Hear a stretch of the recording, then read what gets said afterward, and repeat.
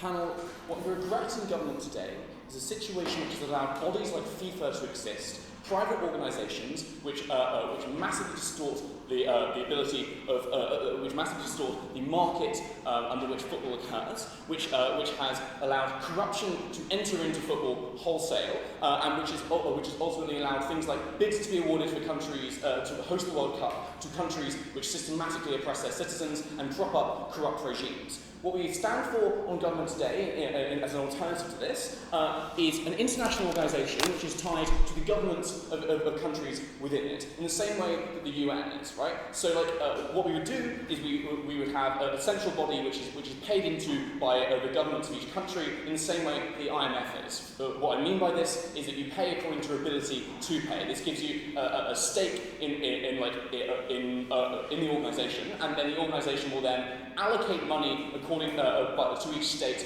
in a way which is fair according to the populations of those countries and their need to have more money to be able to train people up. This means that we are able to, the countries are able to provide the infrastructure to train up their own citizens, and are also able to pay for coaches to come over, and such that states are able to train their own players, such that they don't get taken away by teams in Spain, teams in England, and teams in Russia.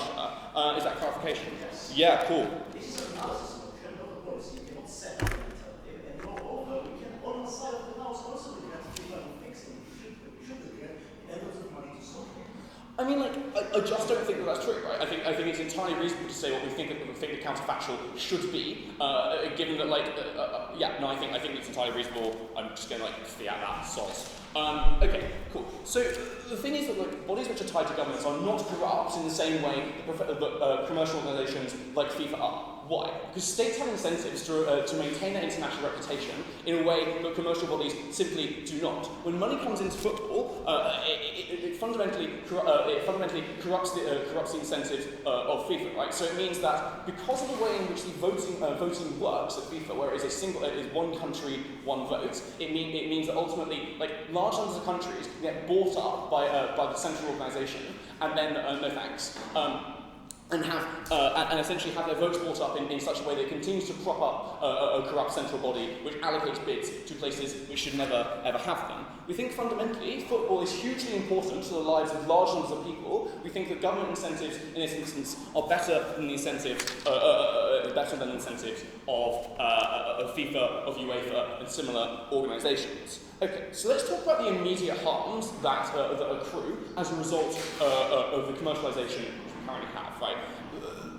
Because there is a huge amount of money in sport, this necessarily attracts things like bribes. So over the past year, we've seen systematic degradation of reputation of FIFA and associated bodies as a result not only of as a result of the bribery scandal which has rocked it, right? So it means that, for example, Qatar is allocated the bid to host the World Cup in 2022 because they want to be able to increase their improve their reputation internationally, and in the process of building these stadiums to be able to host the World Cup in 2022, they have thousands of people have died as a result of the working conditions there. Moreover, they get allocated this bid in a way that means that people who actually are going to go and play in Qatar are going to play under conditions which are totally unsuitable for actually playing football. This poses a health risk to players and to fans alike. We think this is something which would not happen in a world where football was not so commercialised.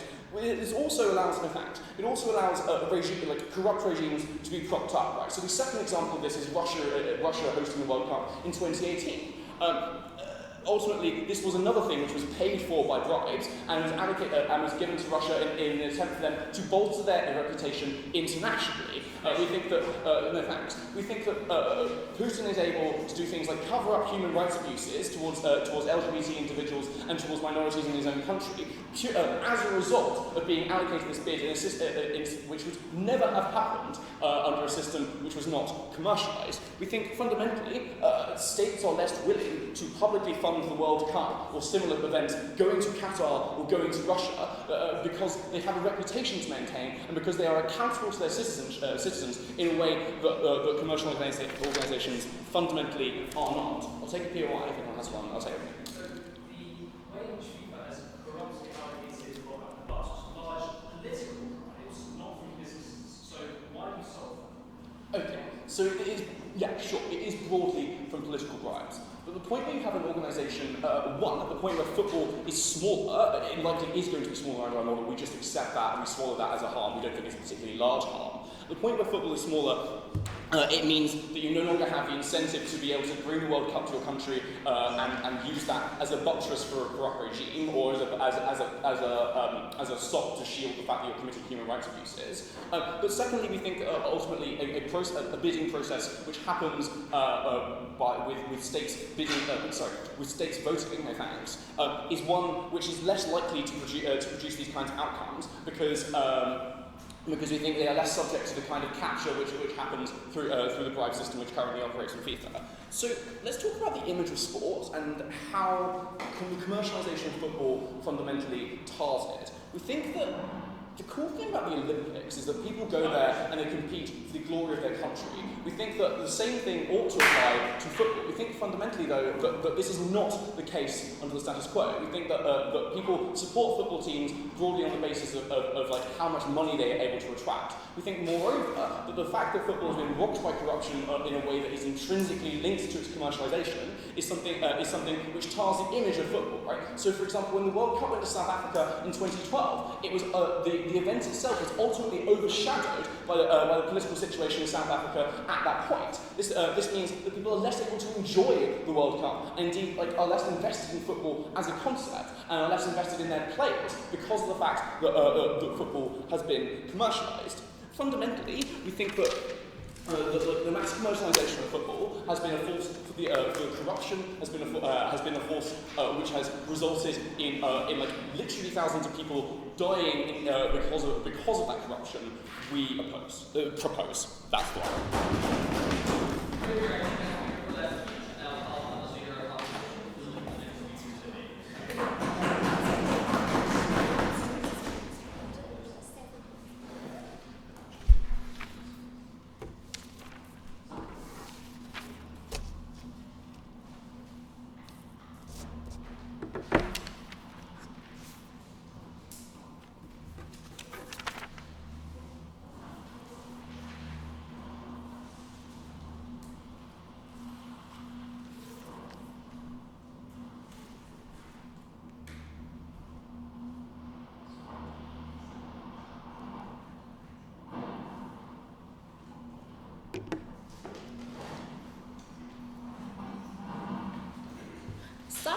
Government has spent 7 minutes telling us why it's probably a good idea to reform FIFA. We agree, but they never hit on why we should massively, we shouldn't massively commercialize soccer as a sport. On our side of the house, we're going to tell you about a ton of really good things that happen when you commercialize soccer, when you're able to reach a wide audience. What do we stand for on our side of the house? We don't just stand for like FIFA or anything like that. We think that it could be regulated probably better. But what do we stand for? We stand for the proliferation of the branding of clubs, merchandising like t-shirts, etc., high wages and salaries for players. We stand for TV time and media coverage of these things, and we stand for sports sponsorship. So like Nike and stuff can give money to these players to rep their brand. So before I move on to my substantive material, I want to give a couple of points of rebuttal. On opening government, they say that, like, look, they're going to make like an international organization like the UN, and the countries should pay for everything. So first of all, I think that this just creates a lot of problems. Players from, developing countries are less likely to going to be funded as well as players from developed countries. We think that that is problematic. Secondly, that we think that sports funding is already low in a lot of states because the states have other things to worry about, such as healthcare. We think that we should prioritize those spendings over state-run like soccer gigs or whatever. And finally, we think that we should have the rich people pay for these kinds of things and not, the poor lower classes who are just trying to put their tax dollars in. Finally, they say, look, FIFA takes bribes. I don't think they can give you any comparative here about why the government on their side of the house is not going to take bribes. In fact, we think that the government on their side of the house is likely going to be more corrupt. Why is this the case? Because first of all the bribes that they took previously were actually government bribes anyway. So there's a historical precedent for why these bribes are likely going to be from the government. Secondly, the government systematically can't regulate itself. On our side of the house, at least we have governments over organizations such as FIFA to be able to regulate the most corrupt excesses that they have. So we think that that is more likely to occur on our side of the house. Governments on their side of the house have no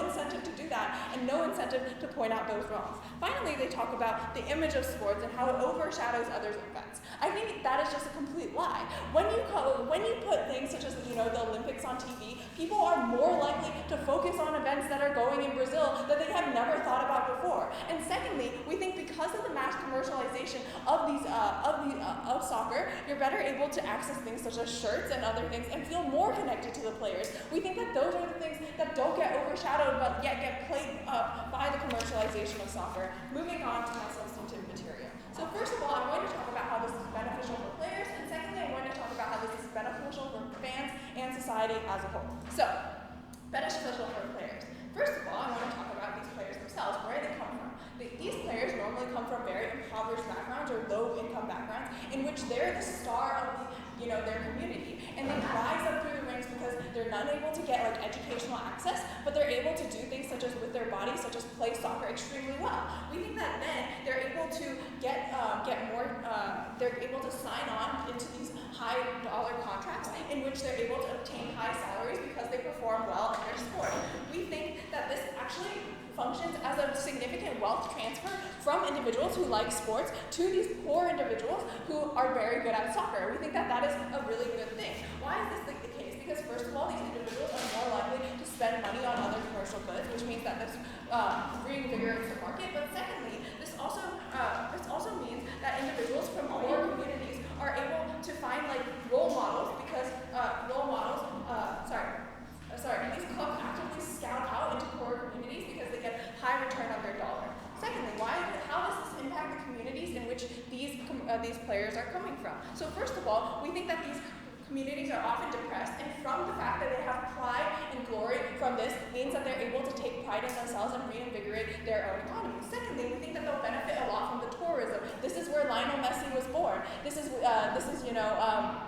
Didier's house. We think that those things are the kinds of things that are going to reinsert wealth into those economies. And finally, we think that soccer does this most other than status quo. And finally, under this case, that communities who have children who want to play soccer will now have role models to look up to, and we think that that is essentially good because they can then aspire to those things, and we think that that is good. Finally, on the comparative, on their side of the house, they admitted that football will definitely be a smaller sport on their side of the house. Why is that bad? Because on the comparative, players on their side remain poor and they have no way of getting out of poverty. On our side of the house, we provide a way for these players who are good to get out of poverty and to reach other heights. Before I move on to POI, how many ordinary Argentinians can buy tickets to see Lionel Messi play? what? Sorry, what did you say? How many ordinary Argentinians can buy the tickets to see Messi play? We don't think that that is what is important here. We think that the fact that people can access Messi through shirts and seeing him on TV and other things are just much better than necessarily having to see him play. They can also access other sports such as the soccer in a smaller scale from their houses. We just don't think that that is a big impact. So fans.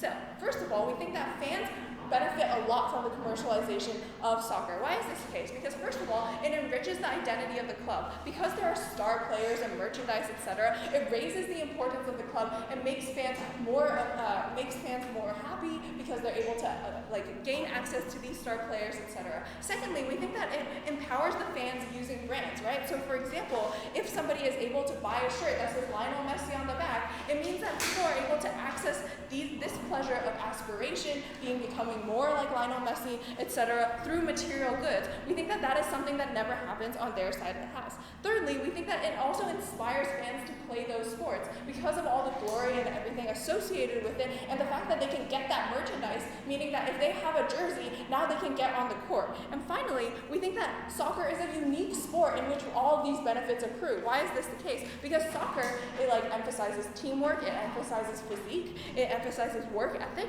and there's no startup cost, and it's extremely safe. On their side of the house, we'll still see the commercialization of perhaps other sports, but those are comparatively worse. Why is this the case? Because on other sports or other activities that are commercialized would be things such as rugby, which is extremely bloody and or like individual sports. And we think that those are extremely bad because it doesn't teach you the same kinds of things that soccer teaches you. Secondly, those startup costs are extremely high, meaning that people from poor communities will never be able to access those kinds of things, and we think that that is bad. Finally, I'm going to talk about how sports bring people together. When you see an individual wearing a Lionel Messi t-shirt and you see another person doing that, that means people are coming together. National line boundaries tend to erase. For all these reasons, we're proud to oppose.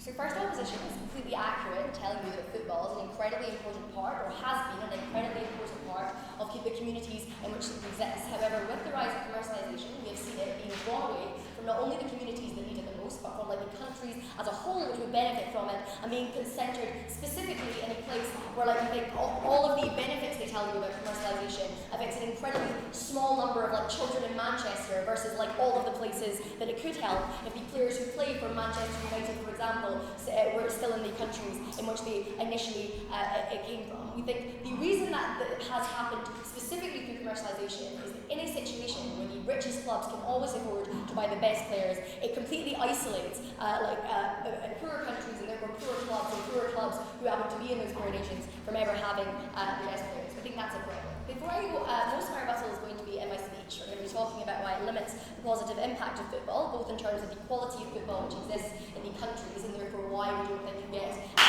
don't get the positive impact overall. First, some quick rebuttal and a bit of clarification. We think that when they tell you that governments are still going to be corrupt, and all this stuff, given that governments can't regulate themselves, whatever, they have missed the point of what we told you when we said that whilst this is a regrets motion, whilst we're not going to give you a model, there is a world in which we would prefer, a world in which the only sport which is the only sporting organisation which we can really compare to the size of football, given that when you look at television statistics, for example, when the World Cup is the thing most watched next to the Olympics, is the Olympic body. Governments, whilst maybe not regulating themselves, are regulated by other governments. At the point at which you are staking your international reputation on the choices you make, we think we're going to get less corruption than you would in an international private body like FIFA. That was the situation in which we wanted to tell you. We think governments are more likely to regulate each other under our side of the house. Then they tell you on their side that it's really good when we have events in places like Brazil and all these places where football, World Cups and things are being taken, or sports are being taken, because you can learn about the issues and you wouldn't have learned about them elsewhere. One, we don't see why some people just knowing more about an issue is necessarily a good thing. And two, we would like to point out that in Tim's case, he highlights quite effectively that the football being taken to lots of the places it goes to causes more problems for those places in the first place. What we learned about Qatar when they were building the stadiums for the World Cup there is that people were being abused in the building of those stadiums, right? So we are not sure why that is a good reason to have that happening on their side of the house. As I said, most of my rebuttal is going to be integrated, so let's go on. We think football has the ability to have a massive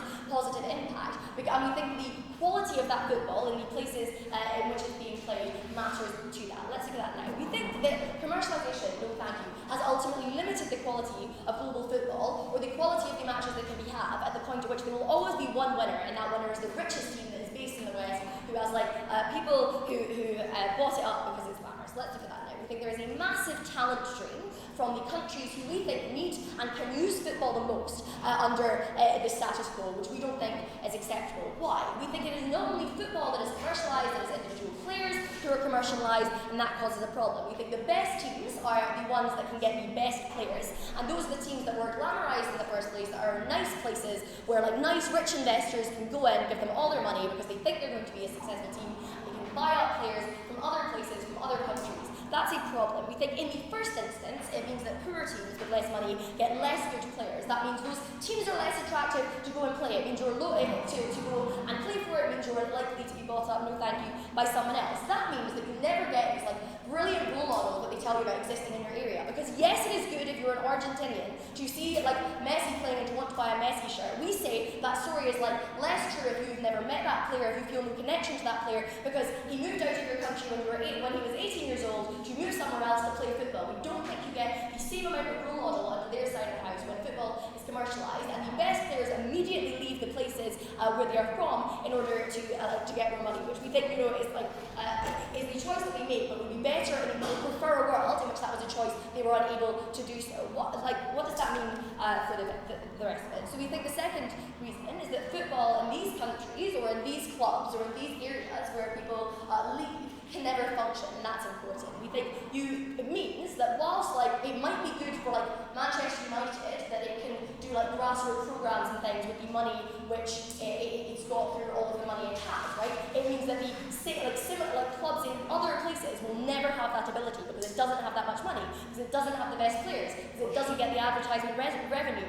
All of these things are hugely important. We think the reason the best players in the world are the ones we most renown and the ones we most look up to, players like Messi, for example, is because they are the best players, and we think that disappears entirely at the point at which they are never in that country. I'll take it.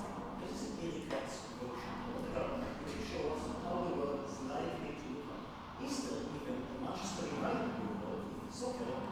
Okay, cool. So we've told you a world which we prefer, and we tell you that at the point at which you do not have mass commercialisation, at the point at which we think there is less money in football, there is less money with which clubs can buy up the players, the best players in different countries, it creates a sort of ground level for football. This is what we're talking about now, right? It means that you are never going to have one team that dominates. It means that you are always going to have good players from different places in different teams. No thank you. We think that is when you start to see a good level of football being played, for example, which is good for the sport, but it also means that you don't have people just leaving the places. And that's when we think it's really important, right? Because we think that football is something which unites communities. You see it all over the world. You see it in Glasgow where, for example, no thank you, it's used to unite two religious sectors that have traditionally been against each other through sectarian problems. Football is used for those things. It is much harder to use it for those things when the players who have, when you make it less accessible to the people who need it the most, at the point at which the money has, the people who create the money have been moved out of that country and moved elsewhere. This is brought up at a POI, but I promise I hadn't written down before that, right? We think that people do love rallying behind their teams, they love rallying behind their national heroes. It is a problem in which your national hero never becomes that, because he's seen as the hero of another country, of another team, of elsewhere. We think, the point at which you make football inaccessible to the people who want it the most, who could do with who want to go to see these games and things, but can't because of things like not being able to afford it. We think that means only certain communities ever benefit from these games. It means only people in England who live around the richest football teams can benefit from the teams that exist there. It means you absolutely neglect to help people who could use football the most. Because we think that football is a beautiful sport and which it has the ability to help millions but doesn't help society, we regret the commercialisation of it.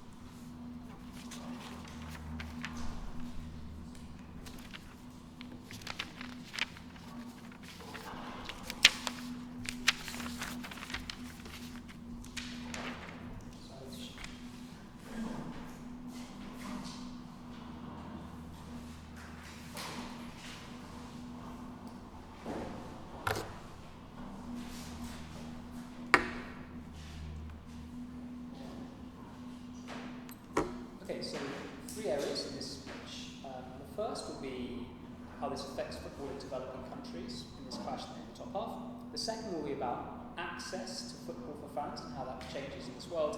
And finally, I'm going to use some more analysis on TV and how that works in a commercialised world. For that, just some clarification things. In the previous speech, I don't think we heard enough of a response to Elizabeth's challenge, which was that at best, the government think there's reason to reform FIFA, and they haven't really shown us why this will influence modesty in the system like housing and rise by so That's the first observation. Second observation by the government is I don't think we heard enough of response in that previous speech to all the big benefits that Elizabeth gave you when it comes to branding, when it comes to how it increases your enrichment of your identity with commercialisers, and so on. So a very large response to that previous speech. Let's get into my 3 areas. So So first, let's talk about access to football for fans. It is true that ticket prices have gone up at clubs across the world to a certain extent. Notice it's not true everywhere. Why is that? Because fans have unionised. They've clubbed together. They threaten to boycott their clubs if ticket prices get too high. And clubs respond to that threat, right? They don't want to have empty grounds, right? So there's pressure that fans can exert to keep ticket prices manageable. West Ham United in the United Kingdom has done it. As have Real Betis in Sevilla. These are examples, and that's nothing that can happen. The second thing we say is that even if it is the case that ticket prices become expensive, two things. First, TV exposure of commercialised football is massive, right? There's football on channels all over the world. I'll later explain why that TV exposure will go down significantly in their world. But that is, firstly, a very easy way to watch your team and get all the benefits of being part of identity and enjoying how well your team does. The second thing we say is that you can still watch football with your community. Perhaps not at the ground, but you can still go to a local pub, for example, and be there with other Liverpool fans and enjoy singing your Level Walk Alone. Okay, you're not at Anfield, right? But you're still with your friends and you can still feel that shared identity. And the second thing, you can go to the pubs near the ground itself. The pubs are packed around Anfield because you want to get the atmosphere. You can't afford to go inside, right? But you still get that atmosphere and so on. So yes, ticket prices have gone up to a certain extent, but in terms of how much we should care about in this debate, really not much at all, right? That's not really a big problem in the world today. So that's about access. Let's talk secondly about developing countries. What do we hear from that previous speaker? Firstly, she conceded that football clubs that are commercialised do spend a lot of money in developing countries on buying players. So they concede a big wealth transfer from developed nations to those nations they buy from. So Didier Drogba, for example, came from the Ivory Coast. His family is now an awful lot richer, as is his community, because the multiplier effect of that money going into the community is massive. Like just $1 extra in an Ivorian community is big. Okay, he's brought some of his family over to live with him in the UK, but he still has lots more family who stayed in the Ivory Coast because they love that country, and that benefit's happened. Secondly, they told us there's no benefit to your local community from the role model if they go abroad. This is bizarre. Why? Because even if they leave young, you can still see them on television, right? So Argentinians adore Lionel Messi. He might play in Spain at the Nou Camp every week, but they all watch him on TV at the local bar, and they absolutely love it. And the second thing we say is that the story of Lionel Messi is told. Even if he's in a different country, Argentinians can say, look, he came from this community, he's now doing amazingly well, earning lots of money, that could be you. And that's massive hope and inspiration for those Argentinians. They can't have that on their side of the house, because they don't have all that money, they don't have all that investment in developing countries, which brings all these players up. No, thank you. Finally, on two more things. She said there's a talent drain.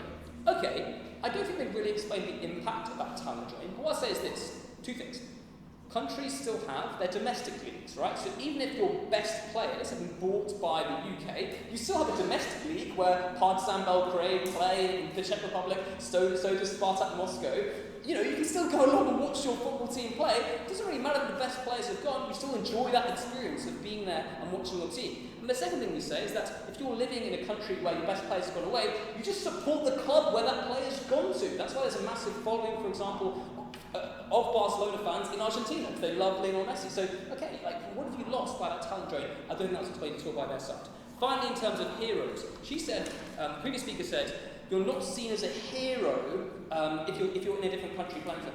No, you are, because you play for the national team, right? If you're Lionel Messi, you play for Barcelona, you play for Argentina, so you are seen as a national hero. That's in work. Right, let's talk now about some more analysis about why commercialisation is so great. We're still in developing countries here. Okay, new analysis here. Firstly, youth football centres, right? Clubs like Manchester United and Chelsea, in a commercialised world, have lots of money, right? They sell loads of merchandise, they get loads of money from TV rights. They use that money to set up youth football camps in countries like Ghana and countries like Somalia, because they know if they can unearth the next whiz kid, the amount of benefit that one player can bring to their club is massive. So they're willing to spend a lot of money on sending scouts, on setting up these football facilities, and putting them in these countries, because they could unearth the next great player. Why is this so valuable? So this just doesn't happen on their side of the house. Where would you get the money to do that if there's no commercialisation? They've accepted football as much smaller on their side of the house. So what are the benefits of these youth football centres? They're multiple. At a very basic level, they just improve the living standards for the kids who get to play at these football centres. They're housed, they're fed, they're paid for on youth contracts. This is really important for those kids. Why? And as I said, from Ivory Coast, Ghana, obviously some of the most vulnerable people in the world who have very few employment prospects in life, are probably going to spend their life picking bananas. I don't need to be like crass. I'm trying to give an example of what their job might be. If you give them the opportunity to play in these football centres, that's really important. And there are lots of these football centres around the world. It's also very pleasurable. Sorry, I've gone to POI. So, commercialization means there's a much narrower group of clubs at the top which are very successful. Doesn't that mean all your benefits are narrower participation in football? No, you just pick one of the big clubs to support, right? So big clubs are there, you support Man U, you support Chelsea, you support Man City. But notice, like, you still support the team from your local community, right? You see massive leagues, big structures, they all have fans who turn up to their games, right? That's stratification. But those clubs are also selling merchandise and so on, so our benefits apply, in the lower leagues of the English tier, in America and so on, so I'm not sure that really works for them. Okay, so those are positive benefits of the youth centres. Let's just talk briefly why there's less TV coverage in a non-commercialised world. Look, status quo, the Premier League is able to sell the rights to show this football, right? So they can take in millions of pounds or dollars from broadcasters for the right to show this. On their side of the house, they would not allow that, right? Because they're saying, no, we don't like commercialisation, we don't like the ability of leagues to sell the rights to TV exposure for lots of money, then pump that money back into the league.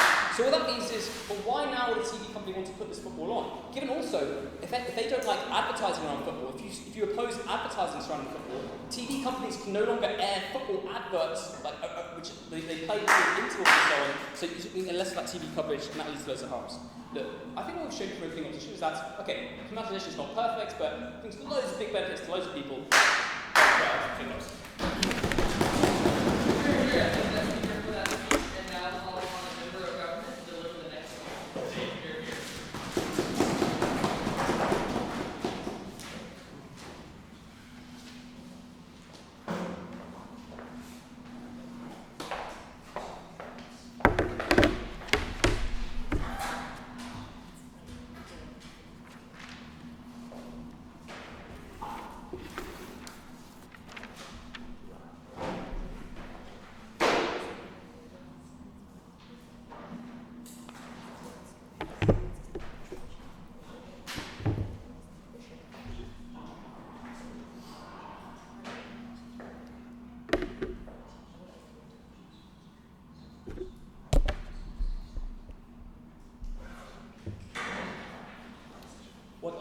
Conceded in that POI is that the amount of clubs which are successful and which people can really aspire to and become a part of is narrower as a result of the process of commercialisation.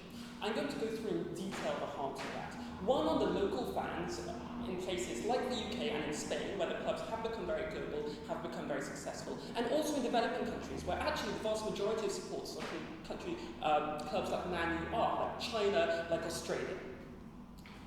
First thing, those will be my 2 points. Firstly, what the counterfactual is, and we're going to actually analyse what the counterfactual is. So, we're going to look maybe at the beneath the top level, because that's where the vast majority of games are played, rather than international, between team matches, which are once every 4 years, at the World Cup.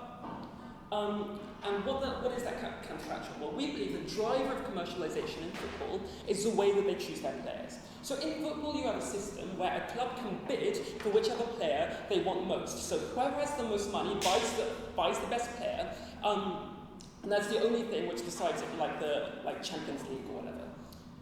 The comparative, and we think there is only one other comparative when we see it in lots of other sporting leagues, is that you just have a fair system where clubs are ranked from 1 to 100 or whatever. The top club gets to pick the first player, the second club gets to pick the second player. And the way it works in, for instance, the Australian Football League, Australian football, by the way, is sort of a kind of rugby, just for clarity, and I think also the NFL, is that you have this system, so you get this ranking, then whoever comes last next year goes to the top of that ranking, so they get to pick the next player first. We think that is the comparative. How does that change things? It takes away the huge economies of scale that come if you can just bid for which the best player is. Why is that? Because once you're able to get the most successful player, I'll take you in a minute, Dan, that then means you have a lot of glory, you win. That often means that some supporters, not all of them, and I'm going to explain this step process, come over to you. That means you get more revenues, you're able to sell more merchandise, and then you've got those economies of scale, which mean you then bid for the best player, which means you are even more successful, and that's why you've seen clubs at the top become more and more entrenched. Yes, Dan? The economies of scale is the effect of different funds in events like the World Cup, because they cost billions and billions of dollars. Why do you believe the world without it is the best world? So we believe there are international sporting events for lots of other things, like the Olympics is funded, even though there aren't it's not like a huge commercialized thing. We believe funding could come from this. We also believe countries understand the great importance of football to national identities, and that would mean that they'd be willing to donate to because otherwise their people would push back on them if you weren't donating, so you couldn't take part in the World Cup, and it wasn't also that good. Also, I'm just not sure that it costs that huge an amount. Often lots of that money is sponsorship and so on for those things, and getting footballers to wear the shirts you want them to. What this has also led to is globalization, because once you've got these huge revenues, you're then incentivized to push beyond those barriers. You've got enough revenues to start pushing beyond your borders and get further. Furthermore, because you keep on winning, you can win over people who aren't just local. So you don't just rely on your local support base, you rely on the glory support base, which means you can expand beyond your borders. That means fans become a much tinier percentage of the clubs which are successful, which means local Manchester fans are a tiny proportion of the global Manchester United supporter base, which means they have much less leverage with their clubs to keep ticket prices down. That's why we see season tickets costing £3,000 a year. So, what are the impacts of this? One, on local supporters, in the hometowns, and two, abroad. So, on local supporters. Why just local supporters start supporting more of these big clubs rather than their local clubs? And I accept this is a gradual process. Some will be die-hard local supporters and will stay somewhat or might support both. However, we've seen small clubs, for instance, Partick Thistle is a local Glaswegian club. It's seen its attendance drop by 50%. Why? Because the best players got bought by the big clubs, so you seem to be much worse. Also, these clubs often compete against each other. You've got to decide which one you want to support. How does that change happen, and is it free? No, it's often inculcated. Why? Because often these teams are glorified. You see Ronaldo and all the ads, that means he's someone you look up to, you only want to be a team he's a part of. But also they've made the comparative different. Before you were happy if your team won just a few matches and got middling in the Premier League. Because next year it could completely change if the players you were able to get in the allocation was different. Now there is a team which wins 50% of the time every year. That makes your team look crap. That means when you end up middle of the league, you don't feel really proud in your local city for having done well last year. You're still nowhere near Manchester United. Far inferior, you can't get that pride, which is why you go in the first place. What does this mean? Ticket prices go up because when you have a much wider support base and effectively a fixed capacity of how big stadiums are, that just drives up prices, and then that price is driven up by the people who can pay most, which is often the rich. There are some poor people who give up huge amounts of their income to do it. That is itself a harm. But there are lots who are cut out because they just can't afford those really expensive season tickets. Why is being at the game so important? Because there is a huge cathartic benefit to being part of a screaming crowd all around you who are all cheering for that goal. Football is the thing which for people who live tough lives, jobs in drudgery, if they're not very well off, and work in a call centre, that is one hour or two of complete ecstasy which you deny them. Sitting in a club with 10 other people is decent, but it's nowhere near as good. That's why we see a subset of them willing to fork up huge amounts of their income to go to these games. That is a massive cathartic release which you take away from these people, for which it was the highlight of their week. They now don't get it. What does this do internationally? For the very same reasons I gave for the local people in Manchester, the same arguments apply in China and Australia, in how, not by free choice, but just by reshaping the definitions of what being good in sport is, you get less and less support for local sports like Australian football in Australia, martial arts in Taiwan, which has been very big. Why is that bad when you get people turning away from you? Because often, sports which are very local, they're much more easier to access. So fundamentally, a very, very tiny proportion of people will end up as Man U football players. We don't see any Chinese players ending up as Man U football players. But on a local level, when you're just picking from your local area and it's not hugely commercialised, often the poor do get into those spots. And that's why you often see people coming from minority backgrounds who are very poor because they often if they're unemployed or have very tough lives, they're much more willing to spend time on football because it's the only thing that makes them happy. That's why we see 10% of the AFL being Aboriginal versus only 1% of the population. When you take away support for those local games, one, you take away, when people stop valuing AFL, you take away a key way in which Aboriginal people are given value in Australia. You take a key way in which Taiwanese martial artists are given value. You also take away the value that minorities get from the majority when they cheer alongside you. We've seen that in South Africa, which is, up until recently was able to keep rugby as a very big thing, and the All Blacks uniting black South Africans and white South Africans and reducing tensions and giving black South Africans more worth. We feel that is hugely valuable, and that is something that they put out on their side of the house. By narrowing sporting success to a tiny few, you take away the worth of the vast majority and put money above the value of those who need it.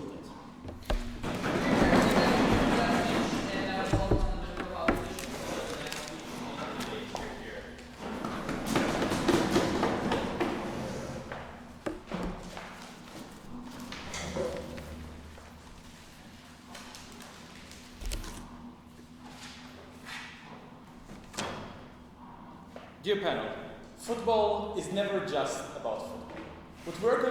What we heard so far in this debate was mainly about clubs, fans, and how they interact with the game. What we're going to do is go into a deeper level and talk about the way in which football creates international ties between different people, it builds bridges between cultures, the way in which it makes people less ultra-nationalistic and allows for more receptive societies to differences within them and without them. Before that, and this is going to be our main point of extension, before that, and why this can only happen when football is commercialized and when it's on a large scale. Before that, a few points of rebuttal to what we heard from our previous speaker. First, they tell us in their last point that they want more people from poorer backgrounds to be professional soccer players. No, this happens significantly more when we have bids for players, which they mention happens under commercialization. Why is this the case? Because you get significantly more of an incentive to invest in young promising players, to fund them and to subsidize them. This is specifically critical for people from poorer backgrounds, because otherwise they will need to have a constant job. In order to be trained to become a professional football player, you need to have your entire time free for that. If you don't have the bidding process, if you don't have commercialization, and if you don't have the incentive to invest in these people, you're likely to get only people from more privileged classes to have the sort of necessary skills in order to succeed in football. And they tell us that what's important is that for that player to succeed and to represent its culture proudly, we say that it's significantly more likely when commercialization happens. Secondly, note they tell us, but when we ask them about the World Cup, they say, oh, but you have the Olympics. Note, the Olympics is also very commercialized. Like, we don't accept the differentiation. The Olympics sells merchandise. The Olympics sells broadcasting rights. So we say there simply isn't a difference. You are not likely to be able to sustain huge international tournaments without massive private funding for this.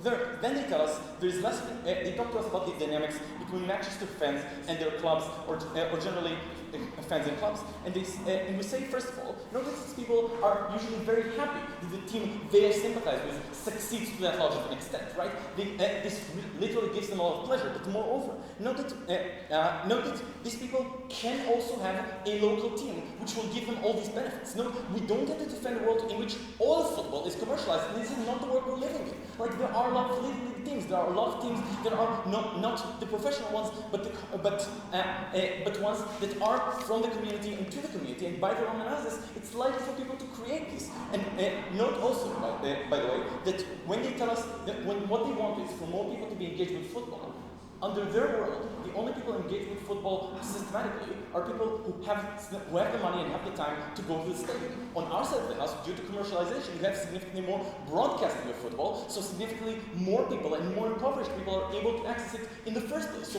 their logic falls to our side. More people are exposed to this, more people are able to protect in their identity to a certain extent at least. So let's talk about international cooperation and how we strengthen it. Opening competition basically give us the line about erasing national borders because you have Lionel Messi shirts. We're going to extend on that quite intensively, because we say football is the most watched sport in the world. It has over 1.5 billion people watch the World Cup. Why is this critical? Because this can happen only in a world where you have massive broadcasting that can bring it to all people, where you can build stadiums. This is unlikely to happen when you don't have private funding. It's unlikely, as already mentioned, for states to divert that large amount of funds in order to support these sort of games. So we're saying this what football is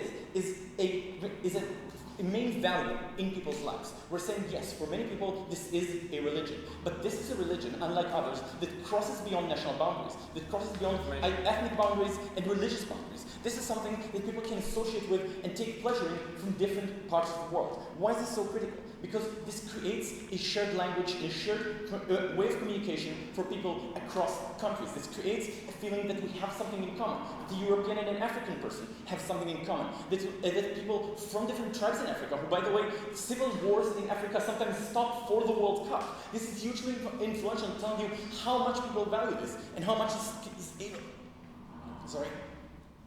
How much is it able to be a bridge between cultures? Sorry.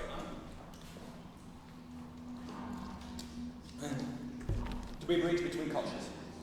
Thirdly, we're saying this is an identity group that specifically targets people who are more conservative, who are poorer, the people that don't get the exposure from globalization, for example, and only see the harms of that globalization process, right? These people who lose their jobs, the people who see corporations exploiting them. Now globalization brings them messy. Now it brings them something good from other people's cultures. Now also, note, it allows teams from different countries to compete on an equal footing. The fact that the World Cup exists, where a developing country can win over a developed country, is hugely important for people's identity, people's feeling that they can, that their place in this world is just as important. So what do we get from this? Before I go on, I'll take over. Okay.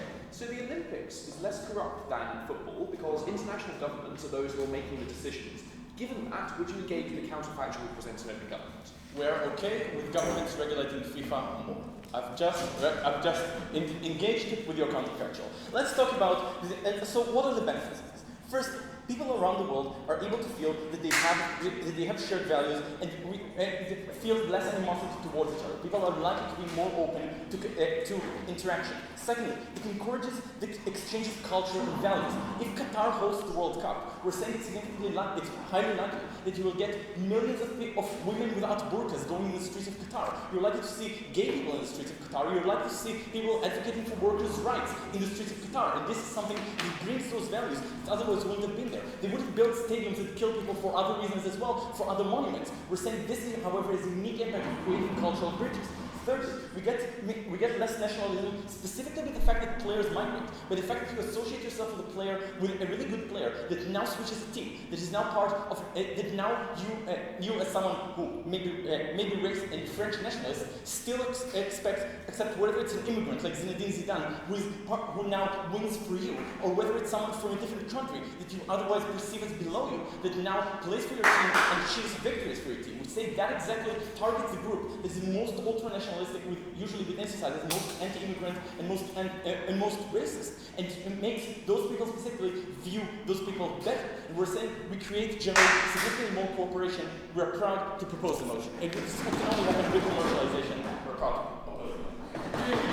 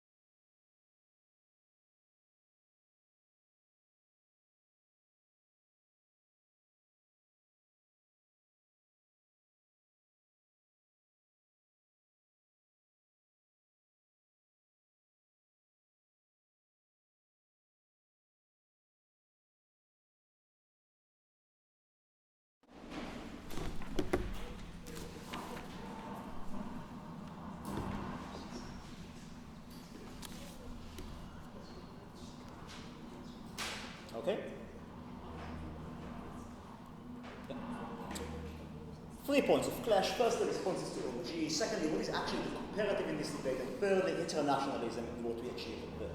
Issues of OG.